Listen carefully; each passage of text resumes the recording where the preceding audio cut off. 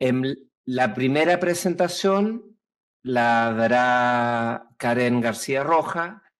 quien es estadística de la División de Asuntos de Género de la CEPAL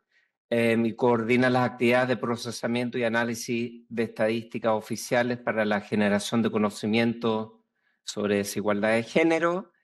Ella es economista en la Universidad Nacional de Colombia, con maestría en economía de la Universidad de Rosario, de Bogotá, en Colombia, y previamente ha trabajado en diversas áreas como el DANE y el Observatorio Distrital de Víctimas de Conflicto Armado de la Alcaldía de Bogotá. Cada panelista tiene 20 minutos y al final pasamos a un espacio de preguntas del público. Entonces, Karen, la palabra es tuya. Gracias, Raúl. Perfecto, ahí está mi presentación. Bueno, es un gusto hacer parte de esta conversación. Muchas gracias, colegas, por la organización de este diálogo sobre un tema fundamental, como bien ha sido reconocido durante las conversaciones de la mañana. Y un saludo de parte de la División de Asuntos de Género. Estamos justo en una semana de trabajos apretados porque la próxima semana vamos a tener la 16ª Conferencia Regional sobre la Mujer en México, donde justamente vamos a estar hablando de manera profunda de algunos de los argumentos de diagnóstico que estamos conversando hoy. Bueno, en primer lugar, quisimos empezar por mostrar un poco el panorama general de las desigualdades de género con algunos datos, con algunos promedios regionales que ilustran la persistencia de los 4 nudos estructurales de la desigualdad de género. En efecto, la pobreza en nuestra región se encuentra feminizada, con 121 mujeres que viven en hogares en situación de pobreza por cada 100 hombres en esta misma situación, y además alrededor del 25% de las mujeres mayores de 15 años y que no están estudiando no tienen ingresos propios, en comparación con alrededor del 10% de los hombres. También a esta altura no hemos alcanzado el objetivo de la paridad en la participación política, y algunos datos dan cuenta de que únicamente la tercera parte de las mujeres, la tercera parte de los escaños en los cargos de elección popular, tanto en gobiernos locales como en parlamentos nacionales, son ocupados por mujeres, lo cual tampoco es coherente, dado que las mujeres somos la mitad de la población. Además, persisten los patrones culturales patriarcales y la violencia en contra de las mujeres y las niñas. Según datos reportados al Observatorio de Igualdad de Género, hay alrededor de 4.000 muertes anuales por femicidio, y estas son las muertes reportadas, así que es un dato que está siempre por debajo del dato efectivo. Y 1 de cada 5 mujeres entre 20 y 24 años ya estaban casadas o en unión estable antes de cumplir los 18 años. Finalmente, persiste el nudo de la división sexual del trabajo, del que vamos a ver algunos otros datos a continuación. Y en resumen, las mujeres llevamos a cabo 2/3 partes o más del trabajo doméstico y de cuidados no remunerado, y este trabajo equivale a entre el 19 y el 27% del Producto Interno Bruto en la región para los países que lo calculan.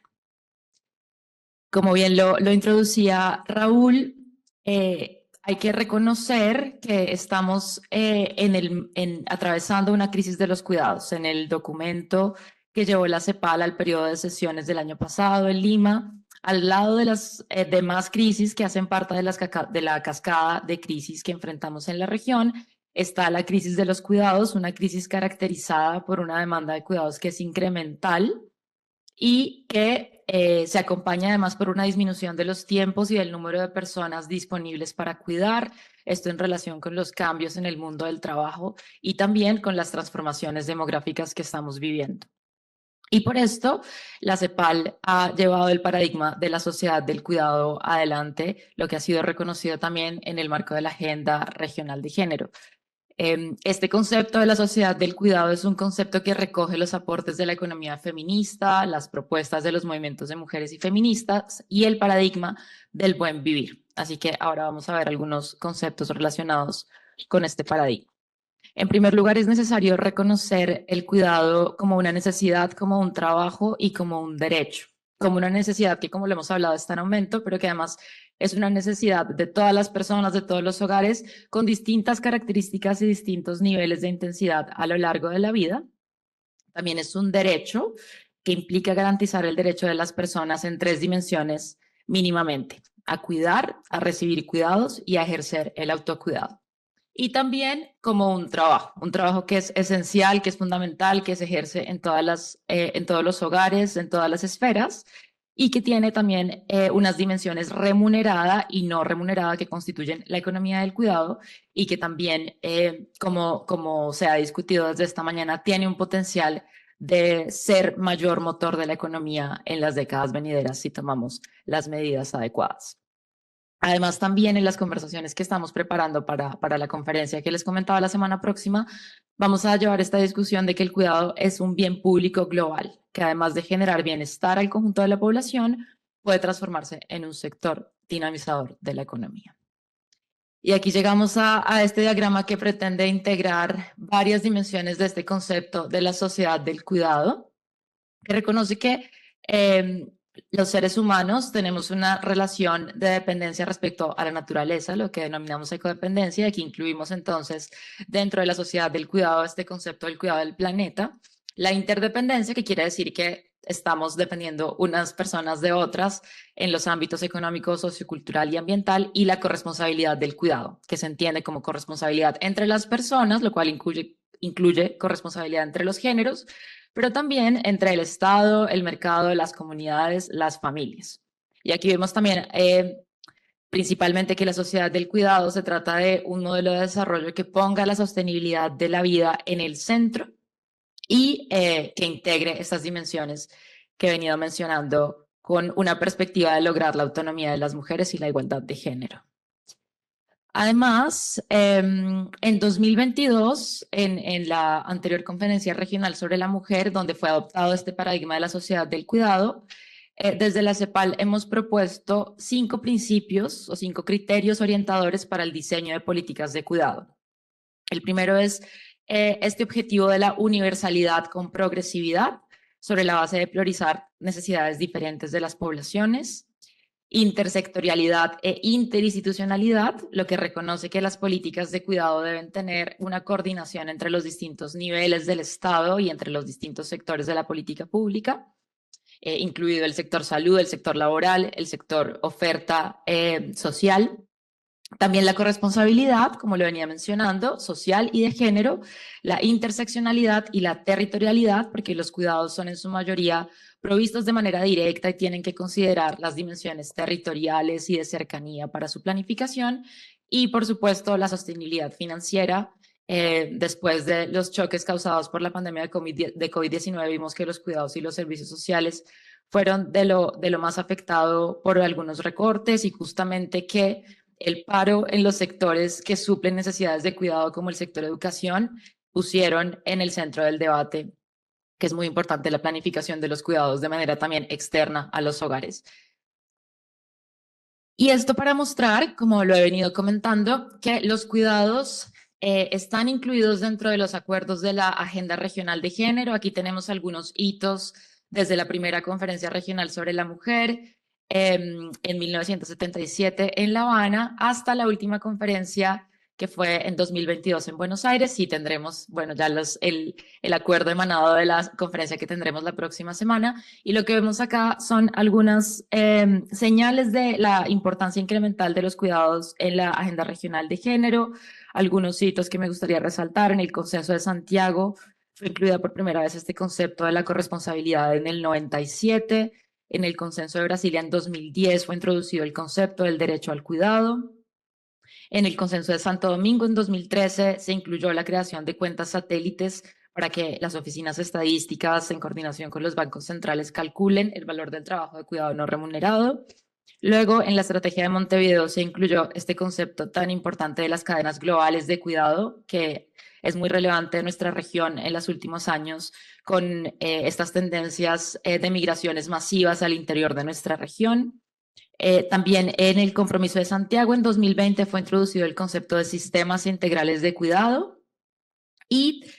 finalmente en el Compromiso de Buenos Aires fue adoptado en el acuerdo el paradigma de la sociedad del cuidado, y además la importancia de la producción de información estadística georreferenciada que permita justamente entender el cuidado como una necesidad situada en los territorios y con importante participación de los gobiernos del orden local y de la identificación de la oferta y demanda de cuidados a nivel territorial. Bueno, esta gráfica ya la mostraron los colegas del CELAD esta mañana, así que no me voy a detener mucho, pero es parte de la argumentación que estamos llevando a los diálogos con ministerios de mujeres y sectores para la igualdad la próxima semana en México.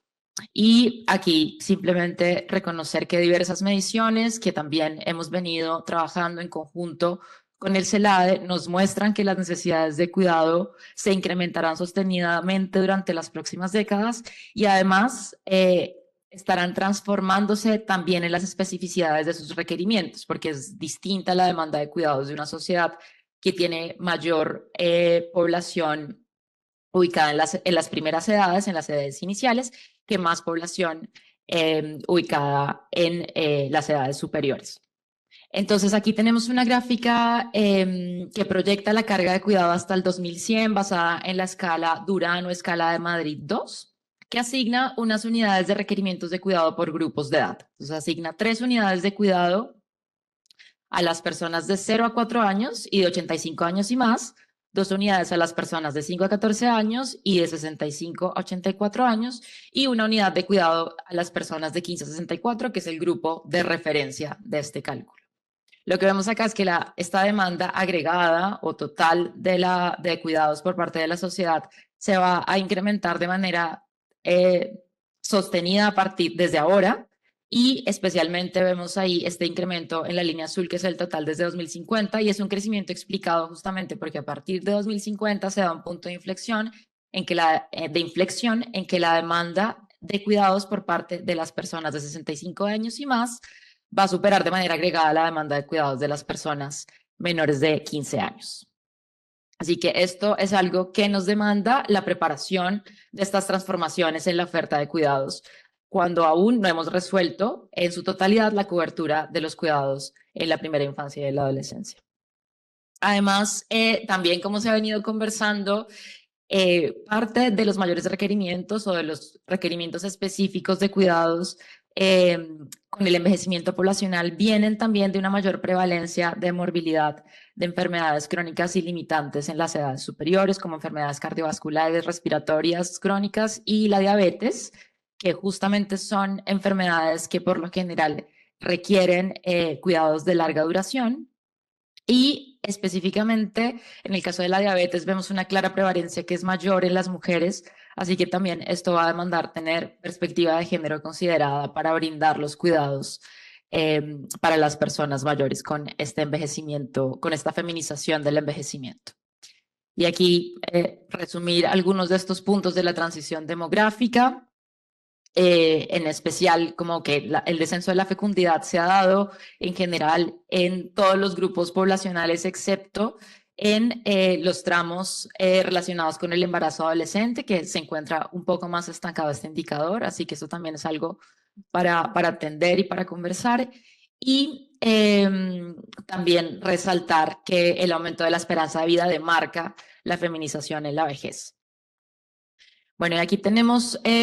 unos datos que nos muestran las proyecciones de la proporción de la población mayor a 65 años y mayor a 80 años, este fenómeno del envejecimiento dentro del envejecimiento que esta mañana también se mencionaba, y vemos que algunos países ya se encuentran en etapas bastante avanzadas y que para 2025 van a estar todavía más avanzados estos procesos de envejecimiento. Y para América Latina y el Caribe, bueno, lo que hemos visto, ya casi una quinta parte de la población será mayor a 65 años para el 2050. En el caso del Caribe, este proceso está un poco más avanzado, también teniendo en cuenta las dinámicas migratorias de los países del Caribe. Y para 2050 tenemos que la gran mayoría de los países de la región, tanto en América Latina y el Caribe, van a tener a la población mayor a 65 años, representando más del 15%. En esta medida, quisimos traer acá un resumen de las políticas que hemos venido revisando, también teniendo en cuenta que este año se conmemora 30 años de la Declaración y Plataforma de Acción de Beijing. Entonces tenemos ya 8 países que han aprobado leyes o establecen políticas y sistemas nacionales de cuidado de manera formal. 15 países que tienen algún tipo de licencia de maternidad con un grado de heterogeneidad importante entre la reglamentación de este tipo de licencias. Y también tenemos 7 países, un poco para relacionarnos con el tema que nos convoca, que tienen algún tipo de licencia de cuidados de largo plazo, con mucha heterogeneidad entre este tipo de licencias. Y en general son licencias que no siempre cobijan a los trabajadores independientes, que están, por supuesto, limitadas a los trabajadores vinculados de manera formal y que además en su gran mayoría se asocian al cuidado de enfermedades crónicas o enfermedades diagnosticadas de manera no esperada para hijas e hijos. Entonces, rara vez se reconoce otro tipo de familiares o rara vez se reconoce la necesidad de cuidados de los padres. Así que, bueno, toda esta información está en una publicación que hicimos en conjunto con la OIT, que se llama Tiempos para Cuidar, que la pueden encontrar también en la página del Observatorio de Igualdad de Género. Y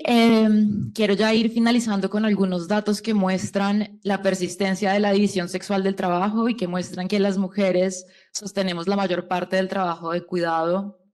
tanto en la esfera no remunerada como en la remunerada. Aquí vemos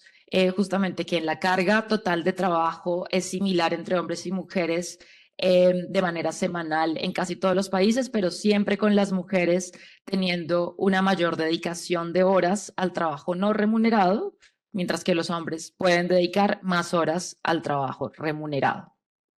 Esto teniendo en cuenta las últimas publicaciones de las encuestas de uso del tiempo de países de la región. Además, vemos que las personas mayores, por supuesto, siguen proveyendo cuidados. Es una población que demanda una intensidad distinta de cuidados, pero que sigue trabajando de forma no remunerada en los cuidados después de los 65 años y también después de los 80 años. Entonces, en esta gráfica vemos 16 países que nos permiten obtener esta desagregación de cuidado no remunerado brindado por la población mayor de 65 años, en donde vemos que alrededor de 12 de estos 16 países, las mujeres mayores de 65 años dedican más de 30 horas semanales al trabajo de cuidado no remunerado. Y además, también aquí tenemos una gráfica partiendo de encuestas de uso del tiempo que muestra las horas semanales y los porcentajes de participación de la población invertido en trabajo de cuidado asociado a actividades de cuidados de larga duración. Esto en cuidados no remunerados. Entonces vemos también las barras azules son las mujeres, que en general la dedicación a este tipo de trabajo es mayor en las mujeres en estos países que permiten el cálculo, con hasta 22 horas semanales reportadas en este tipo de trabajo, y que además la participación de las mujeres en cuidados de larga duración, que alcanza tasas hasta el 6% de participación, son mayores de manera consistente en las mujeres que en los hombres. También las mujeres, digamos, en el sector económico de los cuidados, en la esfera que es remunerada del cuidado, en la que agrupamos salud, educación y el trabajo doméstico remunerado, es una parte importante de la economía, y también este trabajo en su esfera remunerada está feminizada. Agrupa alrededor de la tercera parte del empleo de las mujeres en la región, frente a menos del 10% del empleo de los hombres. Y es importante tener en cuenta que el trabajo doméstico remunerado, que también agrupa no solamente a trabajadoras domésticas que hacen, digamos, oficios domésticos o tareas domésticas, sino que también están en el sector de los cuidados personales y brindan cuidados directos a niños, niñas y también a personas mayores, es uno de los sectores más altamente precarizados en la economía, con menor cobertura de sistemas provisionales y también vulnerables a situaciones de violencia al interior de los hogares. Así que parte de las recomendaciones de la Sociedad del Cuidado también entran en la reglamentación de este sector y en la regulación justamente de estos servicios de cuidados personales. También quisiéramos mencionar que hemos trabajado en conjunto con la OIT en un simulador de la inversión en cuidados para ver cuáles serían los retornos de invertir en los requerimientos de cuidados que hace falta por cubrir, incluyendo los cuidados de larga duración y también los servicios de cuidado infantil. Y aquí quisimos mostrar uno de los impactos esperados de invertirse en lo que se necesita a 2035 y es un impacto directo en la tasa de ocupación de las mujeres por su concentración en este sector y en particular la generación de alrededor de 21 millones de empleos precisamente o específicamente en el sector de cuidados de largo plazo. En la documentación que vamos a estar presentando en la conferencia de la próxima semana, además tenemos otros efectos como el incremento como porcentaje de puntos del PIB, entre otros. Y para cerrar, bueno, es importante tener en cuenta que la creciente demanda de cuidados a largo plazo nos implica planificar políticas y acciones que tienen que ver con distintos sectores y colaboraciones desde la política pública y desde la regulación en el sector privado. Y es en el sector de tecnologías, por ejemplo, para aprovechar los cambios tecnológicos e incluso la experiencia de las mujeres también en los sectores de las áreas de tecnología, en la provisión de asistencia, el cuidado remoto, el automanejo y las redes sociales, que justamente es una de las principales barreras de exclusión de las personas mayores en la sociedad actualmente. También, por supuesto, desde la perspectiva fiscal, asegurar el financiamiento sostenible con impuestos de seguridad social y copagos progresivos con el nivel de ingreso de las personas y de los hogares. También requiere medidas en el mercado laboral, pasando por la formación, certificación y asegurar condiciones laborales de trabajo decente a las trabajadoras y trabajadores del cuidado. También la promoción de vida independiente, envejecimiento saludable y cuidados paliativos dignos, que tiene que ver con articulaciones en el sector salud especialmente, pero también, por supuesto, en colaboración con otros sectores. Y la implementación de mecanismos legales y de supervisión contra el maltrato, el abandono y la exclusión de las personas mayores que estén en situaciones de dependencia y de las demás personas de dependencia. Bueno, y con esto me permito cerrar invitándoles a consultar la documentación de la que obtuvimos estos análisis en la página del Observatorio de Igualdad de Género, que aprovecho para hacer el comercial de que estamos estrenando Cara del Observatorio, que cumple 18 años, y estaremos justo en su relanzamiento la próxima semana en el marco de la conferencia. Muchas gracias.